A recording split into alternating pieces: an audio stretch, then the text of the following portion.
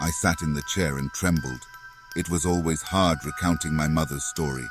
I didn't want the therapist to see me cry. I was strong and I was healed. I could not destroy that image by crying in front of her. I took a deep shuddering breath. I need a moment, I said. The therapist took a sip of her coffee and nodded. She seemed absorbed in what I had just told her, too absorbed to speak. I remembered years ago when my mother told me her side of the story. I am not sure how much of it was true. Her mind was already gone. Those conversations with her had broken me. I don't know how I held in all of that pain as I listened to her explain why she hated me and how she never wanted me. Afterwards, I would seek the loving arms of my wife and sob. She was my demon, my monster under my bed. When she died, a very small part of me was sad. The rest rejoiced. She had become to me what T-Mac was to her. I don't think she ever realized that. I walked to the bathroom and splashed water on my face. My hands shook as I stared at my tired reflection in the mirror. I was not finished here. I still had to relive the horrors of living with my mother. I sighed and walked back into the therapist's office and sat down in front of her. The therapist looked up and smiled at me. Shall we continue? She asked. I took a deep breath and began. I woke late again in the night, my body drenched in sweat, my head spinning. I was cold and shaking even though it was almost 90 degrees in the bedroom. I turned to see my older sister Maya laying next to me. She was almost 3 years older than me. I was 6 years old. I was tall, bony, and had a head full of nappy hair. I always felt strange when I was around my siblings. I was the only one that was black. If you looked at me and then at them, you would not believe that we were related at all. Beside Maya lay Sandra, and beside her was my little brother Issa. He was the baby of the family. He was a year old. We all had different fathers except Sandra and Issa. My mother was Egyptian and very poor.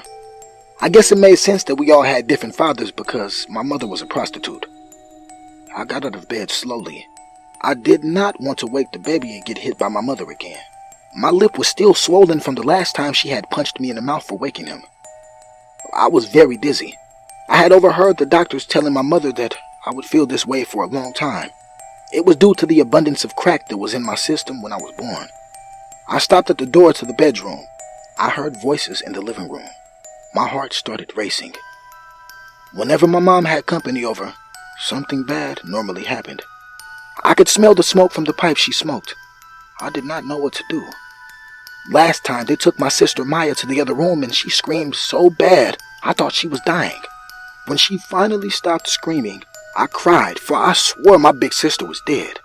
I waited until after my mother and the men left and went into the room that my big sister was in. I saw her resting on the floor, naked, her pale face bruised and beaten. Her body lay twisted on the carpet. I went up to her. I was afraid to touch her. I noticed she had a lot of blood coming from between her legs. Hey Maya, you're peeing blood. I said timidly. She did not move. So, I grabbed a blanket that was in the room and covered her with it. I lay next to her and took her hand. Don't worry, big sis. I promise I won't tell anyone about this, I whispered to her. That was 2 weeks ago. My mother had left with the men that day and did not come back for several days. I had to do what I normally did and try to take care of my family. Maya was still hurt and not moving, so I changed diapers and ran to the local Circle K to steal some bread so we could eat something. My mom did this often. She would leave us for days and we were left to fend for ourselves. I liked it better when she was gone. We never got hurt when she was not there. The men with my mom laughed loudly. I cracked open the door and almost gagged. The smell from whatever they were smoking was horrible. My mother sat with 2 white men. They had a camera they were playing with. I was debating myself on whether I should try and sneak to the bathroom or just get back in bed and pray I did not wet myself while I slept. Hey, is that your little black son? One of the men said, pointing at me. My mom looked at me and laughed. Yeah, he looks like his monkey-ass father, my mother replied. She looked me in my eyes and seemed like she wanted to cry. Get your ass back in the bed before I mess you up, she shouted at me. I did not know why she looked so sad. Her white friend that first noticed me stood up. He looks nothing like you, Sky. You sure this bastard is yours? He asked as he walked over to me. I didn't want him to see Maya and the others in the room, so I stepped out and closed the door behind me. He kneeled in front of me. He smelled horrible. His blue eyes looked at me intently. I always thought Negroes were kind of sexy, he said, and ran his burnt fingertips down my cheek. Just leave him alone, Tom. My mom said. Her voice was shaking. I knew she was scared. Shut up, Sky, and grab the camera. Tom shouted at her. My mom stood, camera in hand. You don't want people to call you a black lover, do you? My mom said and pointed the camera at me. They call you one and you do just fine. Tom replied and started to unzip my sleeper. I looked at my mom, who was still recording me. Just do as he says, Jesse. Maybe he will buy you the bike you wanted. Mom said. Yeah, do as your mom tells you, Jesse. Your sister got a nice new dress and some shoes for her services. I'll get you a bike. Tom said. I looked Tom in the eye. Why did you hurt Maya? I shouted at him. I was angry. I felt like I was going to explode. Tom punched me in the face so hard I fell against the door. I was fighting to stay conscious. I felt myself being picked up and carried to the other room. Tom threw me on the floor. I landed so hard it knocked the wind out of me. The rest of my sleeper was ripped off. I was naked and felt weak from his punch still. I saw him taking off his pants. You recording this, Sky? Tom asked. My mom's eyes met mine and she shook her head. Tom reached for me and I kicked him as hard as I could in the stomach. He cursed loudly and hit me several more times. I blacked out and I don't know for how long. I just remember having a lot of pain in my butt and hearing my sister's voice in my ear. Don't worry, little brother. I won't tell anyone about this, Maya said. Things went on like this for a while. That was not the last time I saw Tom, nor was it the last time he raped me and my sister. Sometimes it was other men, as my mother recorded. I have to believe that each time she sold us to these men, she died a little inside. Sometimes she would just stare at me. Her thin, pale hand rested on my unkept and unwashed hair. She would rock back and forth, her eyes haunted. For a long time, she was no more than a hollow husk. A jinn, an invisible spirit in Islam, stuck in the ravaged body that was once my mother. I can't say I have many fond memories of her. The bad ones stand out so much more than any good ones we might have shared. Yet to this day, as a grown man with children of my own, I find myself thinking about her. I still weep for her. The little boy in me who sought her arms when I got hurt still yearned for her embrace. Those same arms that would make the world melt with its warmth have also brought me so much pain.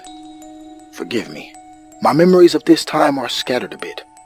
I have endured so much pain that some horrible memories I have forgotten because other nightmarish times took their place. This brings me to my next memory. My mother and I have one thing in common today. We both hate and fear police. I remember waking up to my mother frantically shaking me. Jesse, get up! Hurry! She said, fear in her voice. I sat up quickly, my head spinning. I threw up everywhere. The night before, my mother was shooting up something alone. I had come to sadly look forward to her doing this. I knew she would be out for hours. We would be safe. She would not hit us or force us to do things to each other. My mother heard me wake up and called me in the room to sit with her as she shot up. I did as she asked. I knew she was going to try and touch me as she normally did. She would often call me her big black man as she fondled me. I no longer tried to resist her or when Tom came over with her. I knew they would just beat me until I passed out. I had been beat so many times that even those did not faze me much anymore. I had become the shield for my older sister.